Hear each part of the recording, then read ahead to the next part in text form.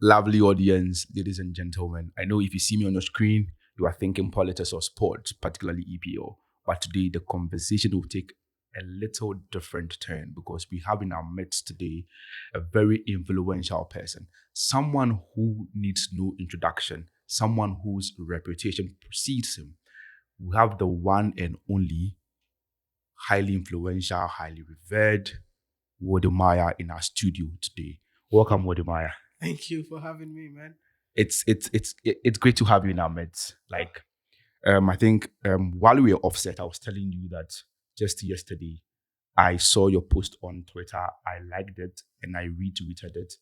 And in less than 24 hours, I'm sitting with you in the same room. I'm so tensed, like with and me having a conversation. Yeah. I mean, this is me. I mean, What am I? It's It great happens. It happens sometimes, I see. It's great to have you here. It's Thank great you. to have you in Canada and in Toronto, and particularly our hub here in 45 TV. Yeah. So let's start off the conversation with what brought you to Canada.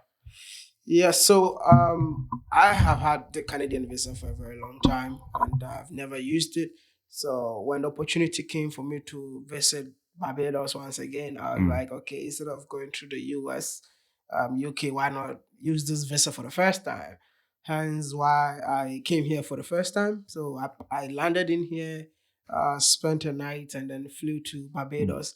But when I landed in here, I posted a photo, and I could not believe It caught fire. the number of people that were telling me that, hey, we in Toronto, we want to see you and all of that. I'm like, okay, I only have one day on my way back, but I will extend just to get to meet people. And if I have more time, I'll come back next time and spend more time in here. Great to hear this response. I mean, I also nearly tweeted or replied to your tweet that, hey, I'm also in Toronto. Would you mind that we catch up sometime or spend some time together? Wow. And like I said earlier, I mean, here we are talking.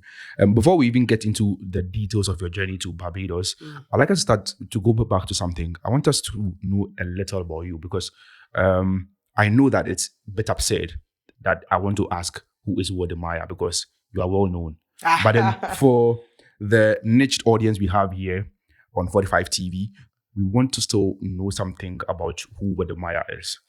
Wode is a young freelancer on a journey to change the negative narrative of Africa and also bridge the gap between Africans living in Africa and Africans living in the diaspora. So it's more of showcasing businesses, showcasing positive stuff on the continent, and also kind of bridge the gap between Africans across the globe. So that's what I do, basically.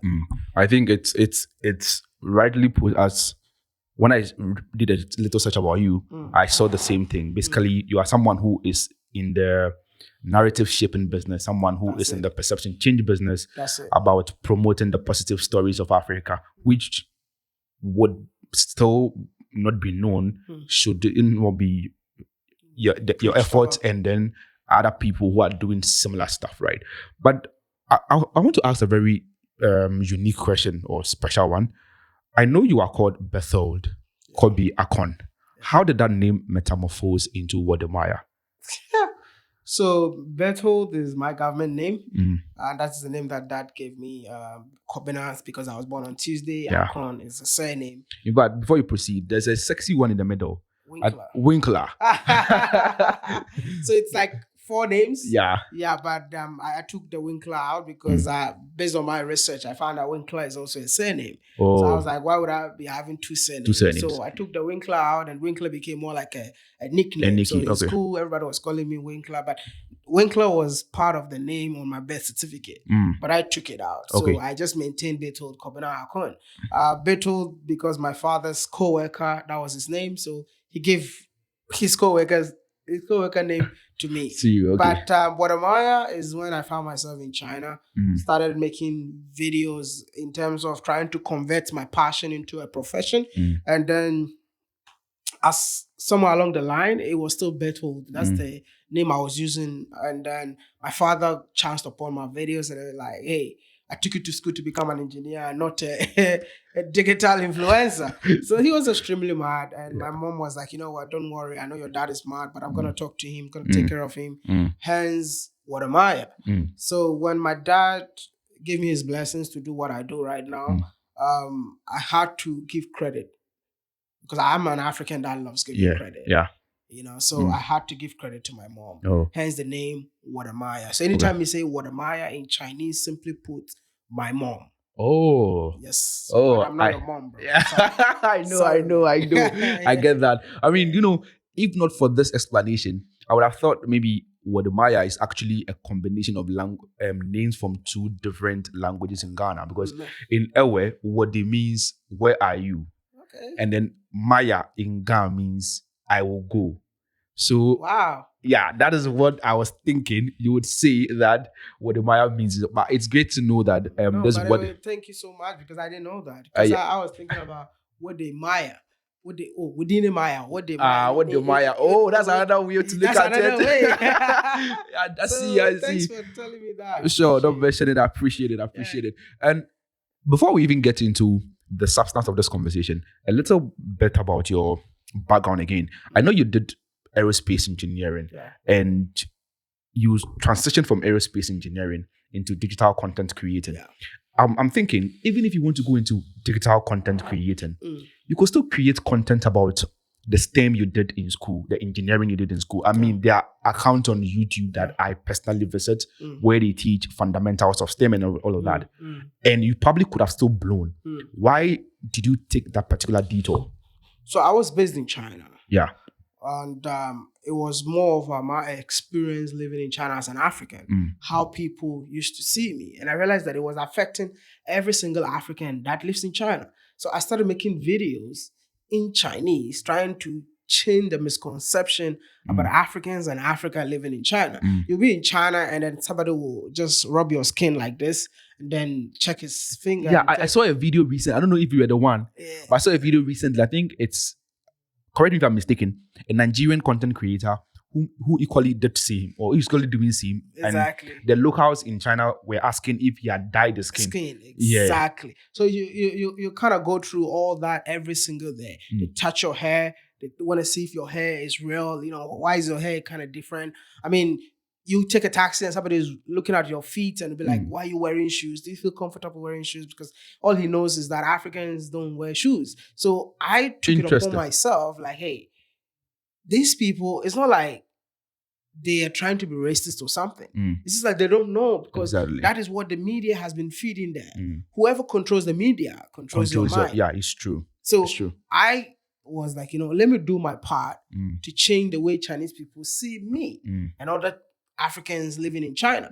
So when I started that, a lot of Africans were so happy. Like, hey, you have no idea now. My girlfriend's mom wants me to marry the daughter. Wow. And I was getting so many of these messages. And I'm like, oh, wow, I live in China. Even those of us living in Africa had a bit of misconception about China too. So I tried to change that. So I see students coming to China and be like, hey, I came to China because of your videos. I'm like, wow. Okay. But on that misconception, there's even a broader one where people mistake anyone from Asia to be Chinese. So it got to a point in time, someone educated me that, see, I can be sued for that. Why do I call anyone from Asia a Chinese? And I think... And people, they also see that to be racist. Yeah, exactly. I see. I like your approach towards the knowledge gap or the information gap that do not attribute to malice what could probably be a lack of information or an incompetence. I like the idea. And you know that living in China, all social media platform that we use has been blocked or banned in China. Wow. Your YouTube is banned. All Instagram, WhatsApp, everything is banned. Yeah, it's true. I think this confirms what you're saying because I have a friend who was in China and then what he uses is, I think, WeChat or something. WeChat, exactly. Yeah. So we talk to people through WeChat, or we have to use a VPN in order to surf all these various platforms that you all know out of China. So I was like, if I am living there, I have to use the platform that they use. I speak Chinese. Why don't I educate them about about Africans in Chinese, right? But when I started and seeing all the impact, and that was when I felt like, what?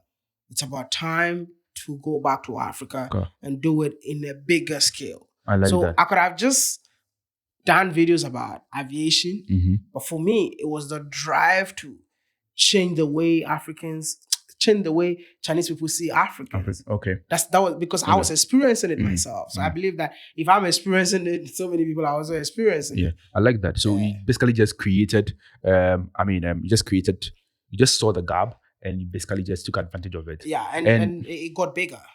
Fantastic. I think we are going to enter into the digital economy or the digital space on that note. So you've been able to create a very successful YouTube account for yourself. I mean, one of the largely followed persons on YouTube. So I want to know something about building, a digital economy as an entrepreneur. If I want to try and venture into the digital space, right?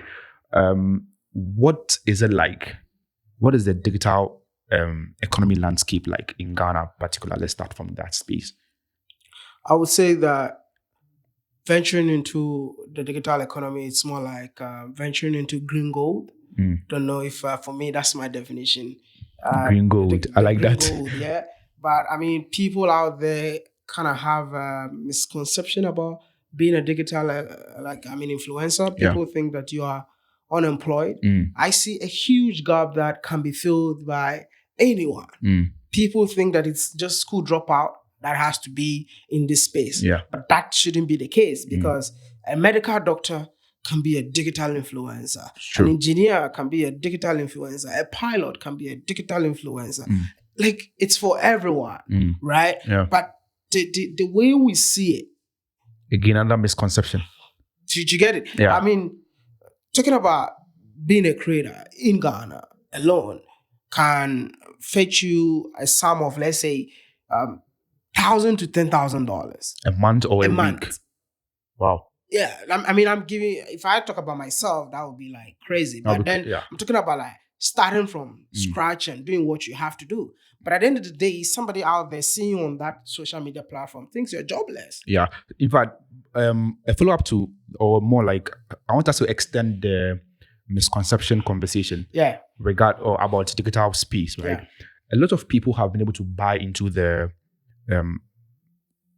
been able to buy into the idea that, see, there is an opportunity in the digital space, so they can also create content. And lots of people are creating content nowadays, and people are looking up to you. Even 45 TV, we want to use your trajectory as blueprints to grow ourselves as well.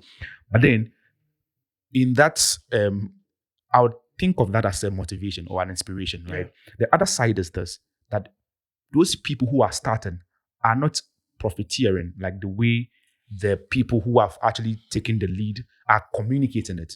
So a lot of people are now beginning to believe that it probably could be a smoke screen, and there's this perception about it being a cover-up for something that is happening behind the scenes.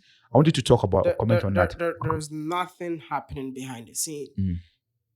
Like, as a new creator, know that there are going to be challenges. Know that there are steps involved. You have to start from somewhere. Don't try to be like, you want to be like Wode. Be yourself, right? I always tell people, stay true to yourself. Be as authentic as you can. I mean, if you follow me on Twitter, you will always see that all the time, anytime I post a picture, people try to come at me. Exactly. But one particular one is your footwear. Exactly. but then one thing that I've been consistent on it is that I'm trying to tell you that I'm being me. I'm not trying to be you. I see that. Do you understand? I see that. And then start with what you have. Don't try to have all these gadgets in this room. I started making videos with my phone. The most important thing is the voice you have, the message you're sharing, the message that you want to put it out there. Like, if I tell you that when I started making videos, I didn't have a camera, but people were watching me. Interesting. All I had was a memory card. It's there. I have records. It's go and check. I started making videos in 2013. Wow. I don't know how popular YouTube or social media was at the time. That time, 2013. How many numbers were you commanding at the initial stages? It took me 2 years to get 1,000 people to follow me. Whoa. 2 years. Did you get what I mean? So it's a process. And from 2021 2020 to 2021, I had 1 million subscribers. From 300K to 1 million. From 2021. When that particular news broke on the internet, I was wondering, who is this Wode? Honestly, I was asking myself, because if people are supposed to headline such news, I was expecting the Chatawales, you even hit 1 million subscribers on YouTube even before our A-list artists did. I remember that very well. So I got intrigued. Let me follow up and see who this Wode is. I go to YouTube, and in fact, I clicked on that particular article. I'm like, Boga, I can't know that guy be a sow. That guy be a sow. I don't know that guy be a sow. But how is it get? What did he do? So I followed up to your YouTube page. I'm like, damn, this guy probably has been here for a long time. So you see what I'm telling you? Yeah, it's a process. You can't start today and want to start commanding the numbers. The numbers. It's a process. You have to follow the process. Let me tell you something. If you blow today, like you just made your first video and you blow up, know that you don't have a way of keeping it. Yeah. Okay. How many people that you know? Yeah, I was going to even ask you question about relevance, because it looks like you've hit a level where majority of people get to, and they plateau, and then how to actually reinvent themselves and still keep climbing and remain relevant has been a challenge.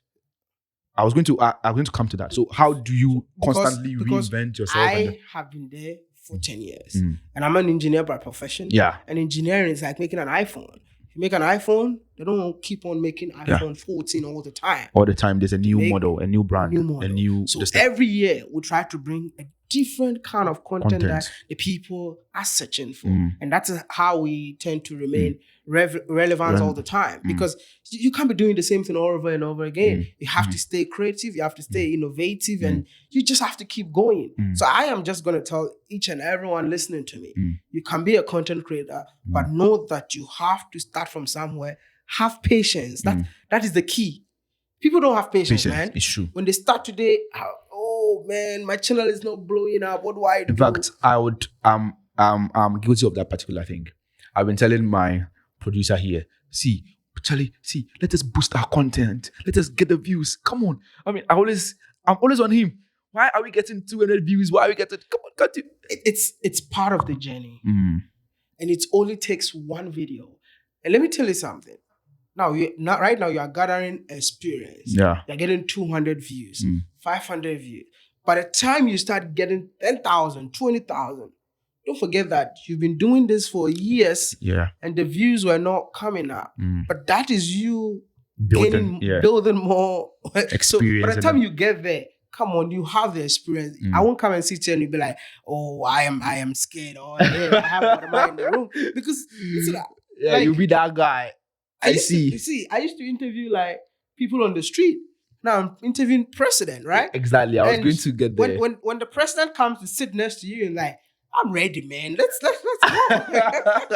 I see that. You won't believe that when the first time I started interviewing entrepreneurs, bro, anytime they come sit next to me, I'll be shaking. It's true. Because the level, you know that you're not there. Yeah, here you are there. But now, when you start getting that your 10,000 views, 100,000 views, and they bring somebody to sit in your room, now that is your power. Good. I get it. Do you understand? I get it. Before, I want us to get into the nuance of the digital economy still, particularly with some of the challenges you are facing, and it's something I call the duplicity of content, or the more like people copying the same kind of content, right? Before we get into that, let me put on my engineering cap. I'm also an engineering student, studying mechanical engineering. Okay. Yeah. So do you do any research into what the public want and create content around that? Or how do you get to establish that this particular content will resonate with the public for them to consume? So I read my comments a lot. Oh. And every video that you see that I come up with comes from my comment section. Because now you've built a community. Oh. The community are not just saying, keep up the good work. They are there. Telling you what to tweak. Giving you the details. Like, okay, I'm in Canada. I just went to Niagara Falls and I did a video like saying that I want to put my name on it. Maya Falls, new colonizer. But then people started commenting, hey, Maya, did you know that name was given by the colonizers? Because that is not the actual name of the falls. But the indigenous people. The name simply means tender something because of the sounds of the falls. Okay. They give it a local name, right? So now, if I'm supposed to stay here, my next video will be about that. To correct that particular thing. So you are smart. You're very smart. Like, you build the community. You listen to your people. You listen to the people that serve. Let me tell you why I started interviewing even businessmen. I did a video saying that I'm promoting Africa. Guess what? I did a video about a Lebanese-owned hotel in Liberia. Then somebody came and left a comment. You keep on saying that you want to promote Africa to the world. But this hotel, things that you're promoting belongs to Chinese and Lebanese. What are you promoting?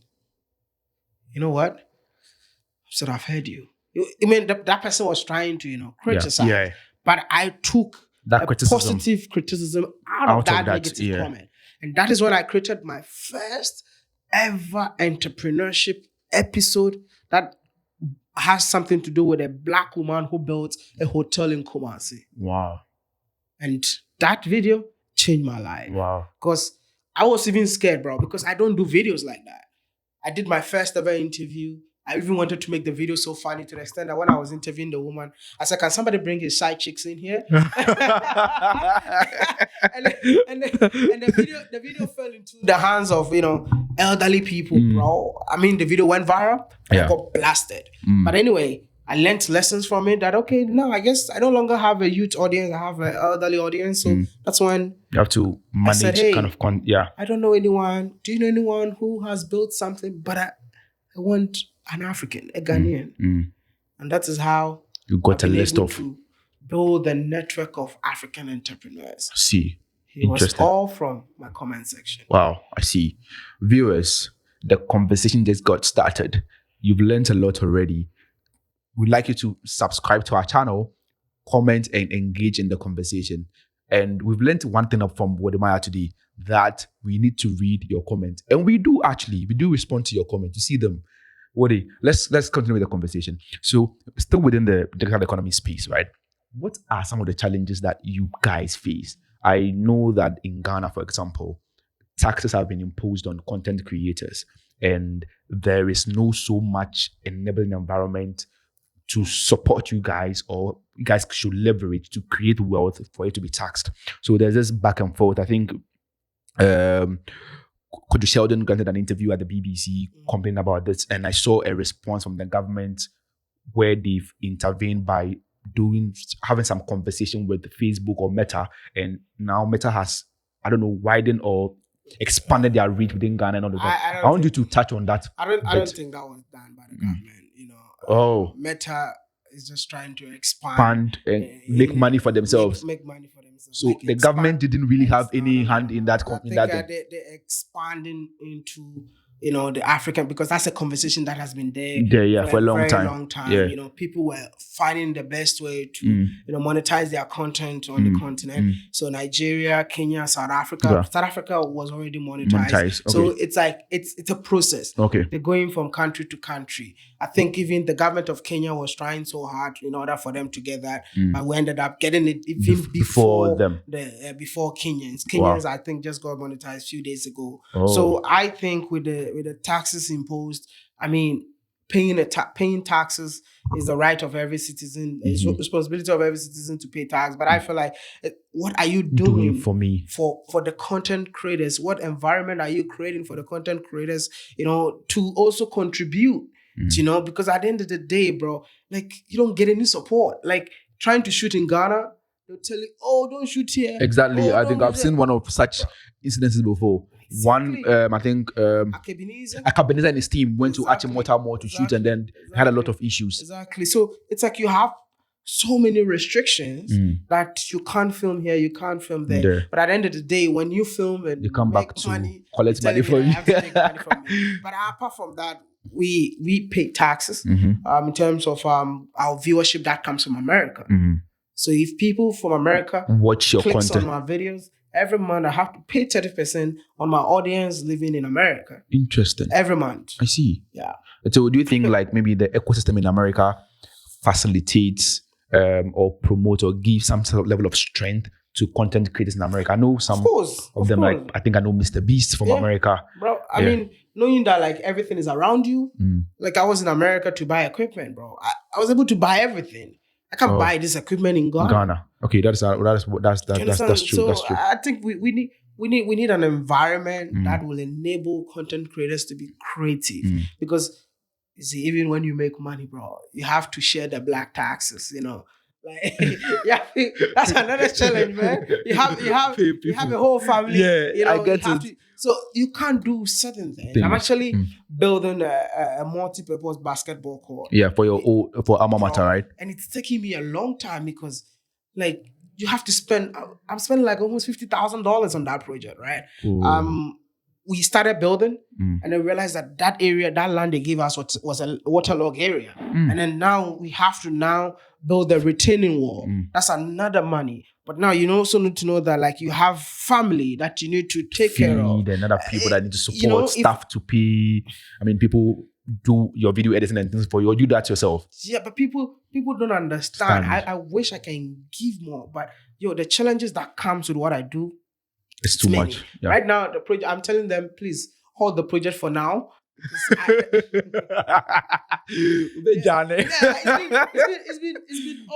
It's been almost a year trying to get that thing done. But I'm saying, regardless what happens, you're gonna pull through. I'm gonna get it. I like that. So, as content creators yourself, I mean, independent of government assistance, what do you guys do amongst yourself to foster collaboration and foster some level of support for each other that you guys can thrive and grow even without government interference? For me, I think there's one thing that I've always been preaching, that there's so many fish in the ocean for everybody to eat from. And it's about time for us to collaborate, work together. You know, but I tried so many times, but I realized that people have different mindsets. People just want to, people are in competition with you without even you knowing that they're in competition with you. But like I said, I was open to collaboration. You're open to any sort of...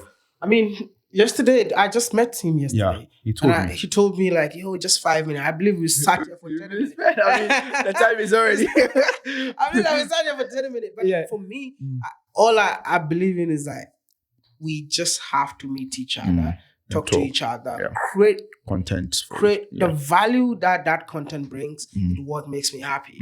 That's it. So if all content creators will understand that collaboration is the key, but not competing with one another, I think the African market or the Ghanaian market will flourish. But in Africa, when you start making it, even your audience start hating on you. It's true. Why you? I mean, we saw you coming from scratch. Yeah, we made you. We made you. If you all choose to unsubscribe your channel, you become anything. It's sad, man. Yeah. It's just sad. So I don't like to talk about certain things, because I feel like if you made me, I still give you credit that you made me, right? You always give them that kind of recognition that they watched your content. That's why you are where you are. Exactly.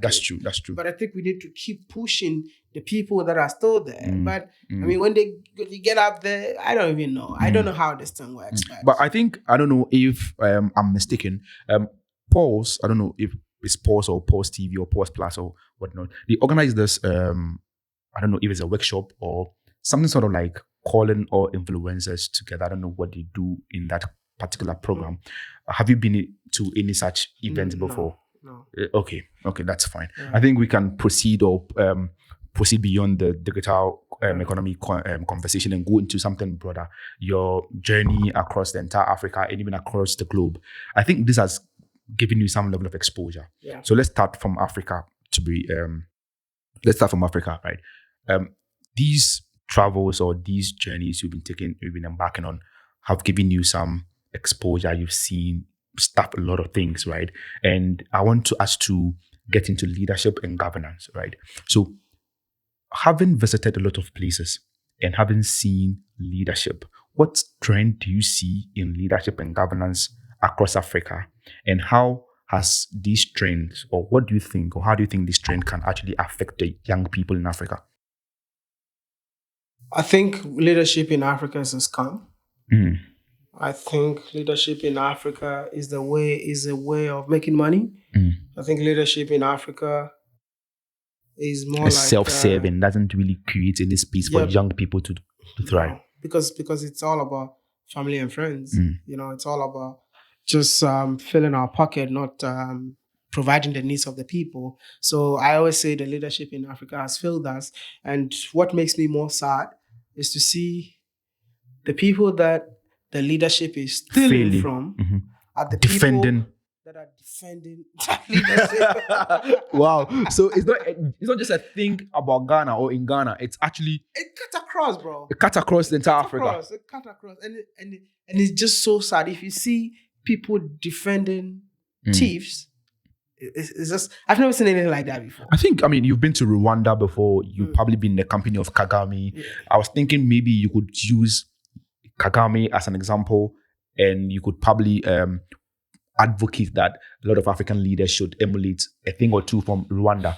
But for me, getting this comment, I would say that I think I even made a statement that we can emulate some of the things that certain countries have done, right? Yeah. Which, when it comes to leadership, I'm a big fan of what Rwanda has been able to do in a very short time, right? But I am just saying that, does it have to be only one country?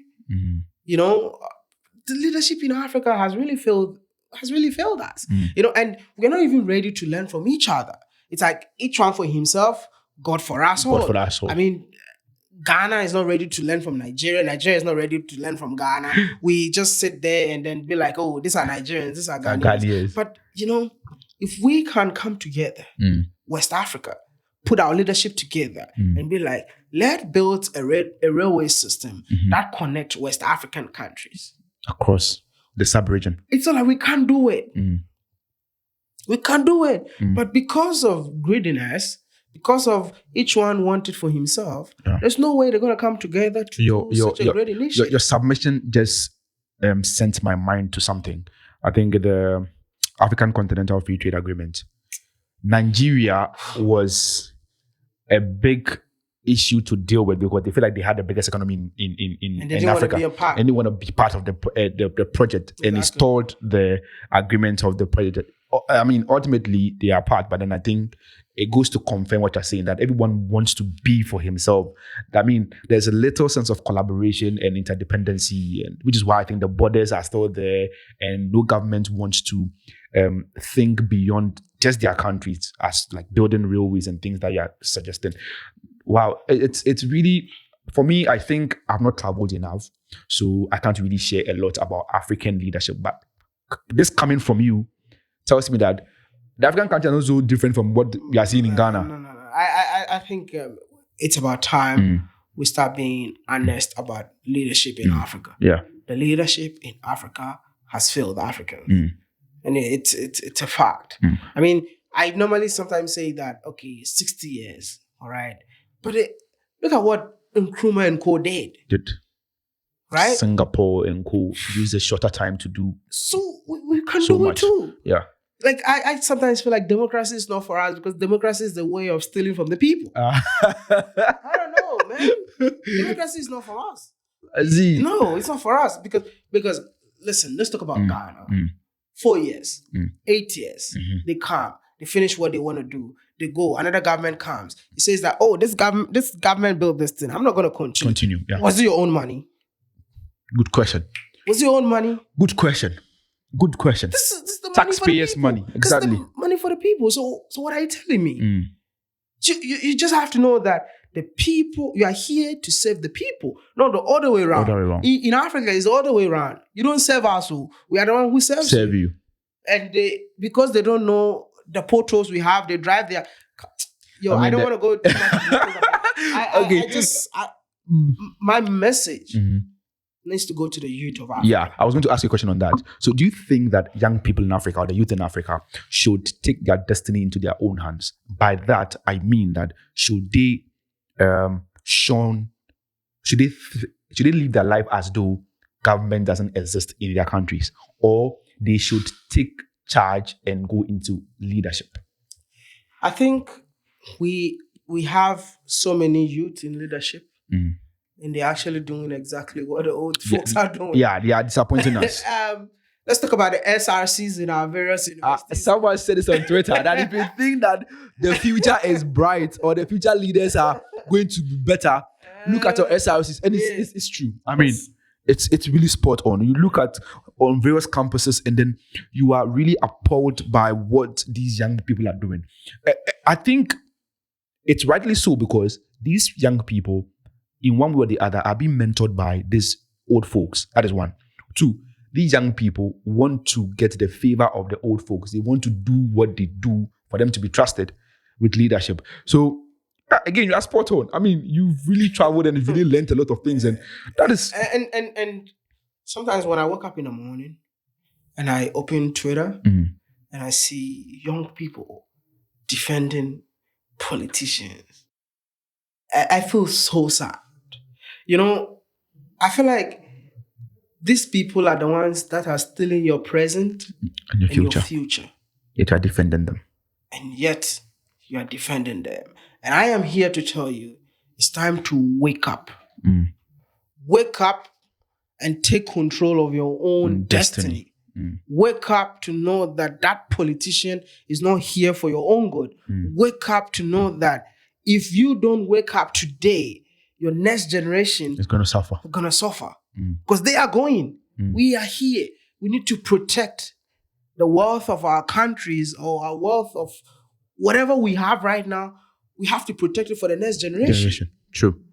You know, as it stands right now, people defend because of the small coins they're going to get. Yeah. You'll be shocked to know that these guys that are defending politicians get paid monthly.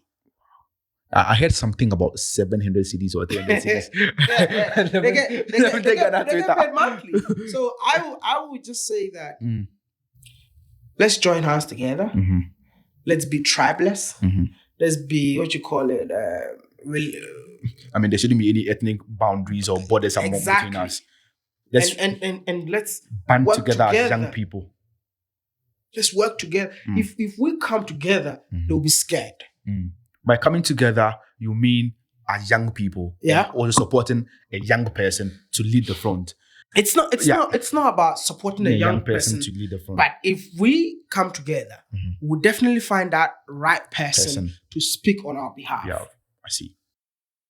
Maya, you've traveled, and I want us to bring the conversation to your journey and odyssey across the globe, and particularly promoting culture and hospitality and all of that. I mean, sometime in Ghana, we had this year of return thing, and then we saw the money that the government rigged from the year of return initiative. So from where you sit, how much do you think investing in tourism, investing in culture, investing in promoting these things, how much do you think these things can transform our economy and impact the life of people? I think the year of return and beyond the return was really a great initiative by the president, which brought the country a lot of money. But once again, we don't know where the money is going to. This guy, the questions is asking me, it's putting him into trouble, man. Sure. Like we don't know where some of this money goes into. I just believe that it's about time to hold our leaders accountable. Because the money that was made out of year of return could build a lot of infrastructures in the country. I mean, Singapore does not have any resources, right?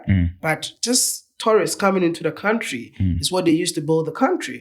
Rwanda got nothing. There's tourists coming into the country. So tourism is a way of changing the economy of a country. Barbados, they got nothing. It's just tourism, right? So we can use tourism to build a country, but if the money is being generated, the income needs to be used for the right things, you know? Because you can't be telling me you're going to Cape Coast and the road to Cape Coast is not even good, you know? And a single lane. This guy, what kind of question is this, man? Okay, so we'll wrap up the interview with this particular question. I mean, beyond leadership, beyond government support, young people in Ghana are doing amazing stuff. Personally, I can speak for some people. I volunteer for an organization which is called Bridge Quality Education. They essentially just promote quality education, help young people, put them into places of profits and productivity. And that project going on in Ghana is the Ghana Grows Project. Before you go off this stage, I want you to send some words of encouragement, some words of support, some words of solidarity to any young person in Ghana doing something with or without government support. I would say that we are the future of Ghana. We are here to build Ghana, and you have started today. I mean, don't forget that it's only entrepreneurship that will build the country, and that's what you've started. Don't give up. We're supporting you. It's one of the toughest and the loneliest journey you will ever be on. I have been there, so I know what I'm saying. But keep going because you are changing lives. Keep going because you are impacting so many lives. Keep going because you are employing so many people. Keep going because at the end of the day, you will change the future of the next generation that are coming. Thank you very much, Wode. On that note, I can't even add a thing to what he said. He said almost everything. Keep doing the best you can do as a young person, promoting your work and also ensuring the future of the next generation is secured. It's been a pleasure hosting you and talking to you, Wode. Thank you so much. Hope our paths cross again. All right, definitely. We'll come back. Sure. I'll come back. I know more tough questions. Sure.